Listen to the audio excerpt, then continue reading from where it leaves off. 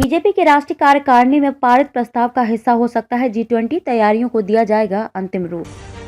सोमवार और मंगलवार को दिल्ली में होने जा रही राष्ट्रीय कार्यकारिणी की बैठक में भारत की G20 की अध्यक्षता पर विशेष प्रस्ताव पारित हो सकता है। इस प्रस्ताव के सहारे भाजपा अपने कार्यकर्ताओं को G20 की बैठकों को जनता से जोड़ने के लिए जन आंदोलन बनाने का संदेश दे सकती है। इसके अलावा एक आर्थिक और राजनीतिक प्रस्ताव भी पास किए जाएंगे। मंगलवार को भाजपा अध्यक्ष JP नड्डा की अध्यक्षता में हुई महासचिवों की बैठक में कार्यकारिणी की तैयारियों को अंतिम रूप दिया गया। भाजपा के उच्च पदस्थ सूत्रों के अनुसार राष्ट्रीय कार्यकारिणी की बैठक के लिए 3 प्रस्ताव किए जा रहे हैं। इनमें 2 प्रस्ताव राजनीतिक और आर्थिक नीतियों को लेकर होंगे। तीसरा प्रस्ताव विदेश नीति को लेकर होगा।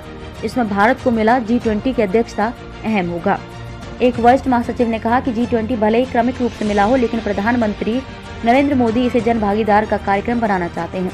प्रधानमंत्री के इसी विजन को देखते हुए भाजपा ने G20 को अपने प्रस्ताव का हिस्सा बनाने का फैसला किया है। भाजपा एक पार्टी के रूप में हिस्सा नहीं लेगी, क्योंकि यह पूरे देश का कार्यक्रम है, लेकिन अपने कार्यकर्ताओं को समाज के एक अंग के रूप में G20 की बैठकों के दौरान जन भागीदारी सुनिश्चित करने के लिए कार्यक्रम बनाने के लिए कहेगी।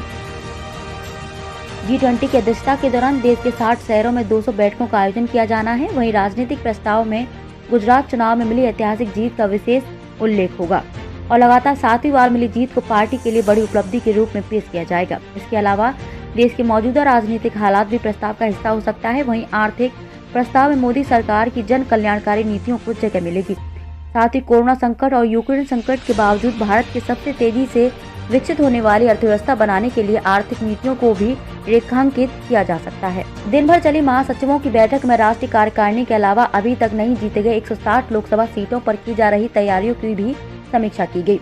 सभी महासचिवों ने अपने अपने राज्यों में आने सीटों के बारे में बताया। मंत्रियों और वरिष्ठ नेताओं के प्रवास में कहां कमी रही और इसे कैसे दूर किया जाए। इसके अलावा चुनावी साल शुरू होने के बाद इन सीटों पर कार्यक्रमों और उनमें पार्टी के बड़े नेताओं की भागीदारी सुनिश्चित करने की रणनीति पर भी चर्चा हुई।